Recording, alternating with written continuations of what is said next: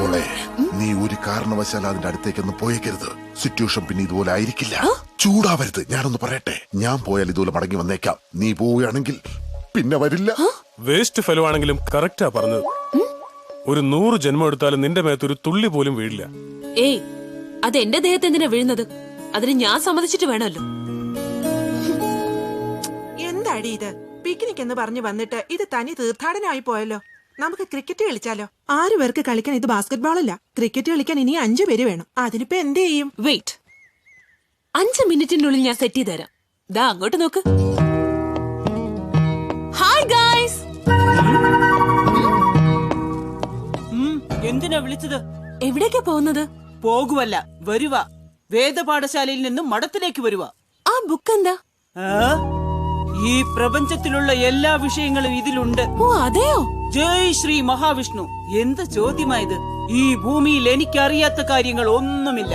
ആഹാ, അപ്പൊ നിനക്ക് എല്ലാ കാര്യങ്ങളും അറിയാമോ? അറിയാം. ഓഹോ, എന്നാ ഞാൻ 3 ചോദ്യങ്ങൾ ചോദിക്കാൻ പോവാം. ഉത്തരം പറയാമോ? പറയാം, ചോദിക്ക്. രജനീകാന്ത് ആരാണ്? രജനീകാന്തോ? ആ, ഏയ് നോക്കടാ. രജനീകാന്ത്. ഈ രജനീകാന്ത് ആരാ? നമ്മുടെ ഗുരു പറഞ്ഞില്ലല്ലോ. ഏയ്, നിങ്ങൾക്കറിയാവോ? അറിയില്ലേ? അറിയില്ലേ? സൂര്യകാന്തവുമുണ്ട്, ചന്ദ്രകാന്തവുമുണ്ട്. പക്ഷെ നിങ്ങൾ ചോദിക്കുന്ന രജനീകാന്ത് ഇതിലില്ലല്ലോ. ഇല്ലല്ലോ, അതിലില്ലാത്ത ഒരുപാട് കാര്യങ്ങളുണ്ട്. ആ ശരി ശരി. അല്ല, ആരാത്? രജനീകാന്ത് എന്ന് വെച്ചാ തമിഴ് സൂപ്പർ സ്റ്റാർ. ഓ അതെയോ? അതെനിക്കറിയായിരുന്നു. ആണോ? Next question. നിനക്ക് ചിരഞ്ജീവിയെ അറിയാമോ? ചിരഞ്ജീവി? എന്ത് ചോദ്യാ കുട്ടി ഈ ചോദിക്കുന്നത്? ഈ പ്രപഞ്ചത്തിൽ ചിരഞ്ജീവി അറിയാത്ത ആരെങ്കിലും ഉണ്ടോ? മെഗാസ്റ്റാർ എപ്പോഴെങ്കിലും ബദ്രിനാഥി വന്നിട്ടുണ്ടാവോ? എനിക്കറിയില്ല. ആ, ചിരഞ്ജീവി സാറിനെ കുറിച്ച് ഈ വേദത്തിലുണ്ടോ? ഉണ്ട്. ഓ, ആഞ്ജനേയ സ്വാമി ഈ വേദത്തിൽ മാത്രമല്ല, ഈ ലോകം മുഴുവനുമുണ്ട്. ഓഹോ, നീ പറയുന്നത് ആ ചിരഞ്ജീവിയെ കുറിച്ചാണോ? ആ. ഞാൻ ചോദിച്ചത് ആ ചിരഞ്ജീവിയെ കുറിച്ചല്ല, പിന്നെ മെഗാസ്റ്റാർ ചിരഞ്ജീവിയെ കുറിച്ച്. ആഞ്ജനേയോ, നിങ്ങൾ സ്റ്റാർ കീറുന്നെന്ന് ചോദിച്ചാ എനിക്കതൊന്നും അറിയില്ല. വേറെ എന്തെങ്കിലും ചോദിക്കേ. ശരി, ആ, നെക്സ്റ്റ് ക്വസ്റ്റ്യൻ. ആ. നിനക്ക് MS ധോണി അറിയാമോ? MS ധോണി. എനിക്ക് ധോണി അറിയാം. ധോണി എന്താണെന്നറിയില്ല. അതൊക്കെ അറിയണ്ടേ? അദ്ദേഹം ക്രിക്കറ്റ് പ്ലെയർ ആണ്. 2020-ലും ഇപ്പോഴും നമുക്ക് വേൾഡ് കപ്പ് കൊണ്ടുതന്നയാൾ. ഈ 2020 എന്ത്? ക്രിക്കറ്റ് മാച്ച് എന്ത്? ആ ശ്രീ മഹാവിഷ്ണുവിന് ഇഷ്ടമുള്ള ക്രിക്കറ്റ് കളി അറിയില്ലെന്നോ? ശ്രീ മഹാവിഷ്ണുവിന് ഇഷ്ടമുള്ള കളിയോ? അതെ ഗുരു, ആ 3 കുറികളാണ് ഈ 3 വിക്കറ്റ്സ്. എങ്ങനെ ഈ കളി കളിക്കുന്നത്? സിമ്പിൾ. ആ സെന്ററിലുള്ള കുറിയിലെറിഞ്ഞാൽ ഡയറക്റ്റ് ആയി സ്വർഗത്തിൽ പോവാം. അപ്പൊ സൈഡിലുള്ള കുറിയിൽ എറിയുന്നതെങ്കിൽ ത്രിശങ്ക സ്വർഗം കിട്ടും. ജയ് ശ്രീമൻ നാരായണ. സാക്ഷാൽ ശ്രീ മഹാവിഷ്ണുവിന് ഇഷ്ടമുള്ള കളിയാ. കല്ലുകൊണ്ടല്ല എറിയേണ്ടത്. പിന്നെ എന്തുകൊണ്ടാ എറിയേണ്ടത്? ഇതുകൊണ്ട്. എന്താ ഇത്? ലഡു. ലഡു? സ്വാമി, ഇതെന്താ ഇങ്ങനെ ഇരിക്കുന്നേ? വർഷങ്ങളോളം വെയിലത്തുണക്കിയ ഇങ്ങനെ ഇരിക്കും. എന്നാ അറിഞ്ഞോ? ഡയറക്റ്റ് ആയിട്ട് സ്വർഗത്തിൽ പോകാമല്ലോ. ജയ് ശ്രീമൻ നാരായണ.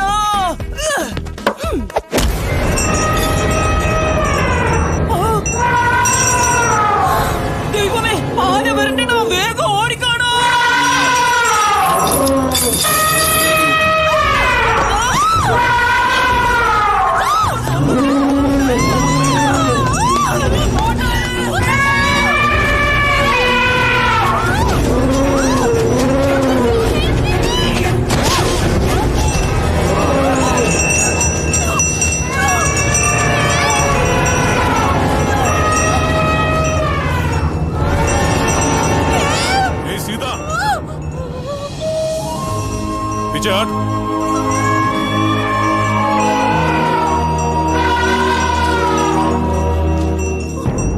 എന്താ ഉണ്ടായത്?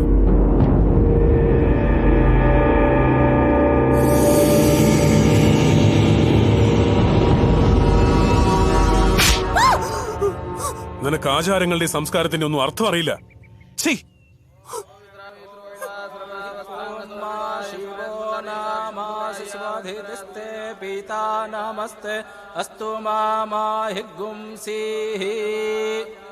നിങ്ങളുടെ അച്ഛന്റെ പേര് പറഞ്ഞോളൂ. മരിച്ചുപോയത് എന്റെ അച്ഛനല്ല, മകനും മരുമകളുമാ. പിതൃക്കളുടെ മോക്ഷപ്രാപ്തിക്ക് വേണ്ടിയാണ് പ്രധാനമായും ഇവിടെ പിണ്ടദാന കർമ്മം നടത്താറുള്ളത്. പക്ഷെ പിതാവ് ഒരിക്കലും പുത്രനു വേണ്ടി കർമ്മം ചെയ്യാൻ പാടില്ലെന്നാണ് ശാസ്ത്രം. അങ്ങനെയാണെങ്കിൽ ഞാനത് ചെയ്തോളാം. പെൺകുട്ടികളും ഈ കർമ്മം ചെയ്യാൻ പാടില്ലെന്നാണ്. പകരം നിങ്ങളുടെ വിവാഹം കഴിഞ്ഞിട്ടുണ്ടെങ്കിൽ ഭർത്താവിന് വേണമെങ്കിൽ ഈ കർമ്മം ചെയ്യാവുന്നതാണ്. കല്യാണം കഴിഞ്ഞില്ല, അങ്ങനെയെങ്കിൽ കുടുംബത്തിൽ ആരെങ്കിലും ചെയ്താലും മതി. അങ്ങേക്കും ചെയ്യാം. അയ്യോ വേണ്ട, എന്നോട് പറഞ്ഞിരിക്കുന്ന എന്റെ കൈ കൊണ്ട് ആർക്ക് ആഹാരം പോലും കൊടുക്കരുന്ന. പിന്നെ എങ്ങനാ പിണ്ടം വെക്കുന്നേ? ഒരു കാര്യം ചെയ്യ്, ഇവിടെ അനാഥർക്ക് പിണ്ടം വെക്കുന്നവരുണ്ടാകുമല്ലോ, അവരെ കൊണ്ട് ചെയ്യിക്ക്. 100-200 കൊടുക്കാം. പണം വാങ്ങി പിണ്ടം വെക്കാൻ ആരാ വരിക? എന്തിനാ മുത്തശ്ശ ഇത്തരം സെന്റിമെന്റ്സ് കൊണ്ട് അമ്മയും അച്ഛനെ അനാഥരാക്കുന്നത്? അപ്പൊ എനിക്ക് എഴുന്നേക്കാലോ? ഇരിക്കൂ റാവുജി, ഞാൻ പിണ്ടം വെക്കാം. എന്താ ബദ്രി നീ പറയുന്നത്? ദിവസവും ബദ്രീനാഥിന് പൂജ ചെയ്യുന്ന കൈകൊണ്ട് ഏതോ അനാഥർക്ക് പിണ്ടം വെക്കാവുന്നു? തെറ്റെന്താണ് റാവുജി? ആചാരങ്ങളെല്ലാം നന്മയ്ക്ക് വേണ്ടിയുള്ളതാണ്, തിന്മയ്ക്ക് വേണ്ടിയുള്ളതല്ല. ഏത് മതത്തിലും ശവത്തെ ദൈവമായാണ് കാണുന്നത്. എന്നാൽ നമ്മുടെ മതത്തിൽ മാത്രം ശവത്തെ അപശകുനമായാണ് കാണുന്നത്. ശവം ശിവന് സമാനം. അളകനന്ദയുടെ അച്ഛനും അമ്മയും ക്ഷേത്രത്തിൽ വെച്ചാണ് മരിച്ചത്. അതുകൊണ്ട് അവർക്ക് പിണ്ടം വെച്ചാൽ ഭഗവാനെ നൈവേദ്യം വെക്കുന്ന പോലെയാ. പൂജകൾ തുടങ്ങട്ടെ.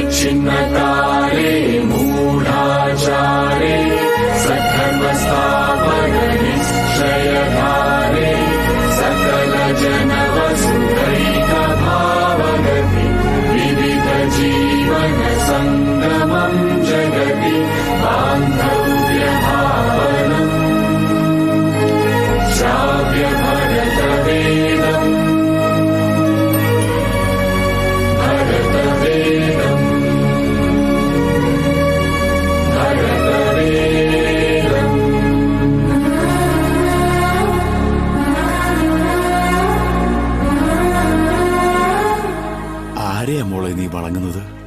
ബദ്രിയോ ബദ്രിനാഥിനെയോ? ബദ്രിയെ.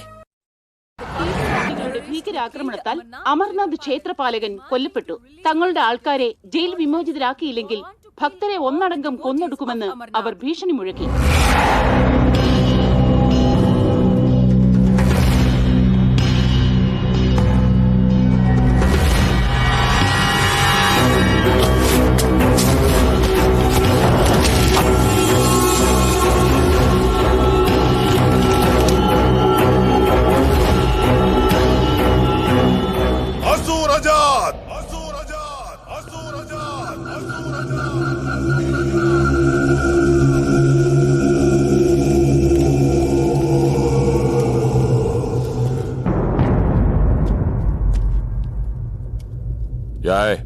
നിങ്ങൾക്ക് 5 നിമിഷം സമയം തരുന്നു. 6ാമത്തെ നിമിഷം ഒരാളും ഇവിടെ ഉണ്ടാകരുത്. Who are you to give me time? 1 Conditions पेटाल सिंधी मैम न्यू कादू 2 हम भागने वाले नहीं भगाने वाले हैं. 3 एक एक को मार डालूंगा. भक्तुल अंदर नहीं चंपता. 4 5 ओके 5. अब क्या? बद्री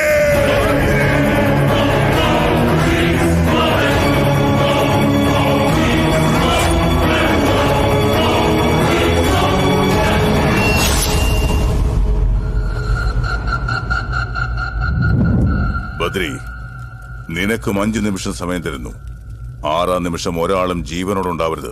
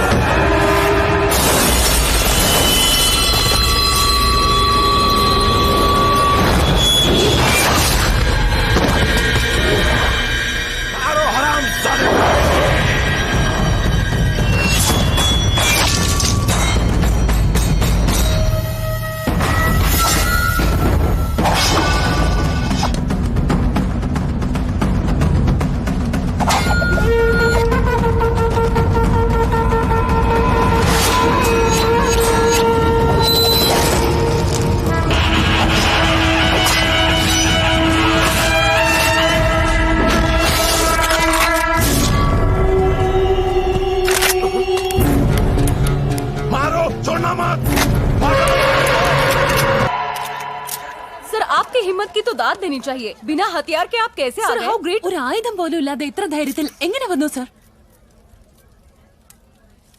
അവനാണ് എന്റെ ആയുധം, വജ്രായുധം. ക്ഷേത്രപാലക സമര കൗതുക ഖഡ്ഗചാലക രക്ഷകം ക്ഷാത്രനായക സ്ഫൂർത്തിദായക കാര്യസാധക ദക്ഷകം ഗുരുപ്രദർശനകാരകം മമ പുത്രസന്നിഭമാലകം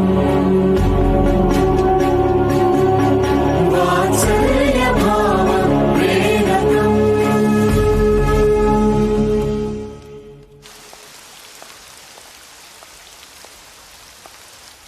ഏയ് വസുധാര, എത്ര ജന്മം കഴിഞ്ഞാലും ഒറ്റ തുള്ളി പോലെ എന്റെ മേല് വീഴില്ലെന്ന ആ ബദ്രി പറഞ്ഞത്.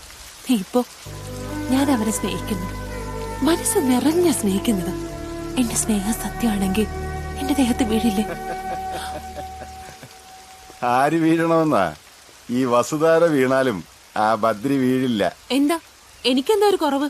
ആ ബദ്രിനാഥിനോടുള്ള ഭക്തിയാ കുറവ്. എപ്പോഴാണോ ഞാൻ അവനെ സ്നേഹിച്ചു തുടങ്ങിയത്, ഇനി അവന്റെ ഇഷ്ടം തന്നെയാ എന്റെ ഇഷ്ടം. ഇപ്പൊ ബദ്രിയെ ഇഷ്ടമായതുകൊണ്ട് ആ ബദ്രിനാഥിനെ ഇഷ്ടമാ. ഓഹോ, 7 ദിവസത്തിനുള്ളിൽ എന്നെ ഇവിടെ വണങ്ങിക്കൂ എന്നാ മുത്തച്ഛനോട് പറഞ്ഞത്. 7 മിനിറ്റിനുള്ളിൽ ക്ഷേത്രത്തിലെത്തി അവന്റെ ഇഷ്ടം പോലെ ഞാൻ വണങ്ങിയിരിക്കുമെന്ന് ചെന്ന് പറഞ്ഞേക്ക്. ഞാൻ ഇപ്പൊ തന്നെ പോവുക.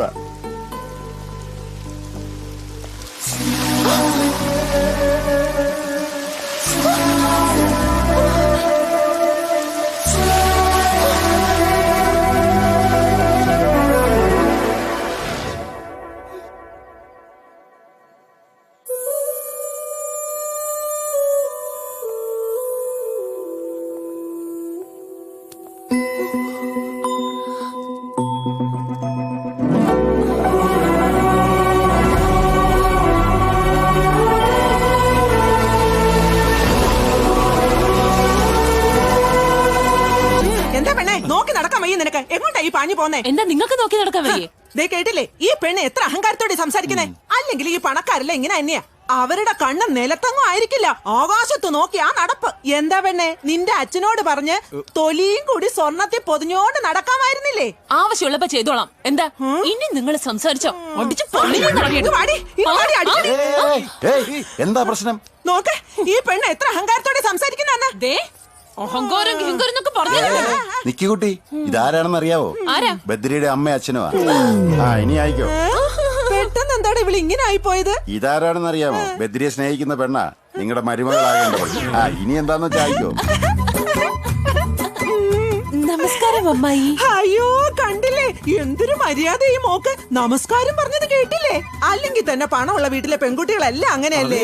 ആ, എടാ ചെറുക്ക, ആസ്തിയൊക്കെ എങ്ങനെ ഉണ്ട്? ഒരു 100 കോടി വരും. നീ എന്താടി ഇങ്ങനെ ഞെട്ടുന്നത്? ഇങ്ങ് വന്നേ.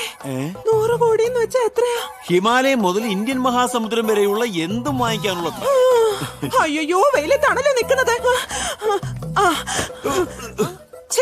ഇതിലും കുറച്ചുകൂടെ വലുത് വാങ്ങിച്ചൂടെ? വാമോളെ, നമ്മളെ പോലെ പണമുള്ളവരാരും ഇങ്ങനെ വെയിലത്ത് നിക്കരുത്. നമ്മളെ പോലെയോ? ഞങ്ങളിപ്പൊ പണക്കാരല്ലേടാ. അതിന് നമ്മളെപ്പോഴാ പണക്കാരായത്? ഇവളെന്റെ മരുമോളാവാൻ പോവല്ലേ? അതെ അമ്മായി. ഒരു കാര്യം അറിയൂ, വള്ളിസ്വാമി ഇത്ര അർജന്റായി നമ്മളെ എന്തിനാ വിളിപ്പിച്ചെന്ന് ഇപ്പൊ മനസ്സിലായോ? എന്തിനാ? ഇവരുടെ കല്യാണത്തിനെ പറ്റി സംസാരിക്കാൻ വേണ്ടിയാ. നടക്ക്. പൊന്നെ, വെയില് കൊള്ളല്ലേ? എങ്ങോട്ടാ? ബദ്രി. ഇങ്ങോട്ട് പോയാൽ ലവ് മാരേജ് ആകൂന്ന് പറയാൻ പറ്റില്ല. അങ്ങോട്ട് പോയാൽ അറേഞ്ച്ഡ് മാരേജ്. ഇപ്പൊ തന്നെ കാര്യം അറിയാം. ആണല്ലേ? അതെ.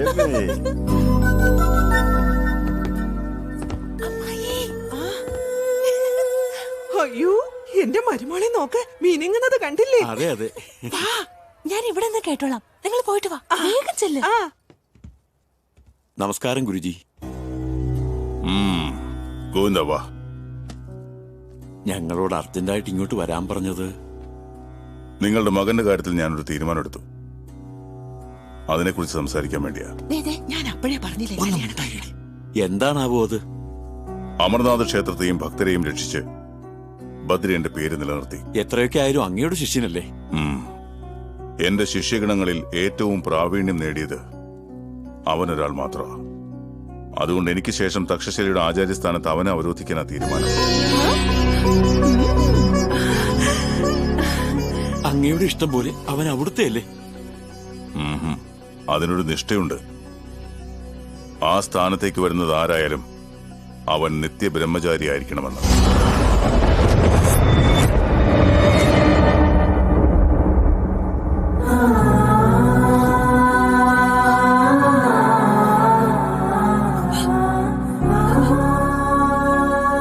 അങ്ങനെയെങ്കിൽ എന്റെ മോൻ ഒരിക്കലും കല്യാണം കഴിക്കാൻ ഒക്കില്ലേ? പാടില്ല. തലമുറകളായി തക്ഷശിലാ സമ്പ്രദായം നിലനിർത്താനായി ഞാനും എന്റെ ഗുരുവും അദ്ദേഹത്തിന്റെ ഗുരുവുമെല്ലാം ബ്രഹ്മചര്യം ആചരിക്കുന്നു. അതിന് അച്ഛന്റെയും അമ്മയുടെയും കൂടി അനുവാദം വേണം. ആലോചിച്ചു പറയൂ. ഒന്നും ആലോചിക്കണ്ട, പറ്റില്ലെന്ന് പറഞ്ഞേക്ക്. നമ്മുടെ മോനെ അങ്ങനെയൊന്നും ആക്കണ്ട. ദേ കണ്ടില്ലേ ആ കുട്ടി എന്തുമാത്രം വിഷമിക്കുന്നെന്ന്. ഇപ്പൊ നമ്മൾ ആലോചിക്കേണ്ടത് ആ കുട്ടിയെ കുറിച്ചല്ല, നമ്മുടെ മോനെ കുറിച്ചാ. ഒരുമിച്ച് ജീവിക്കുന്നതും പിള്ളേരുണ്ടാകുന്നതും ഒക്കെ മനുഷ്യർക്കും നല്ല മൃഗങ്ങൾക്കും അങ്ങനെയാ. എന്നാൽ തക്ഷശിലയിൽ ഈ സ്ഥാനത്തിരിക്കാൻ കോടി ജനങ്ങളിൽ ഒരാൾക്കാണ് അവസരം. ആഹ്ലാദിക്കുക വേണ്ടത്, വിഷമിക്കരുത്. നിങ്ങൾക്ക് മനസ്സുണ്ടെങ്കിൽ മാത്രം മതി. ഞാൻ നിർബന്ധിക്കില്ല. ഞങ്ങൾക്ക് സമ്മതം. സ്വാമി, ഒരു വാക്ക് എന്റെ മോനോട് ചോദിച്ചിട്ട്. അവൻ എന്റെ ശിഷ്യനാ. എന്റെ വാക്ക് നിരസിക്കില്ല.